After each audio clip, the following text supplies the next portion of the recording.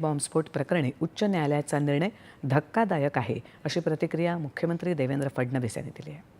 या निर्णयाला राज्य सरकार सर्वोच्च न्यायालयात आव्हान देईल असं मुख्यमंत्र्यांनी आज मुंबईत वार्ताहरांशी बोलताना सांगितलं।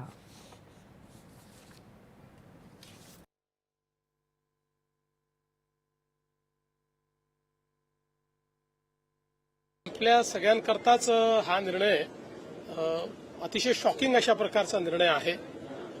याचं कारण की खालच्या कोर्टाने त्या संदर्भात निर्णय दिला होता आणि 2006 साली हा बॉम्बस्फोट झाल्यानंतर त्यावेळेस एटीएसने आरोपी पकडले होते, पुरावे जमा केले होते, ते पुरावे कोर्टासमोर सादर केले होते।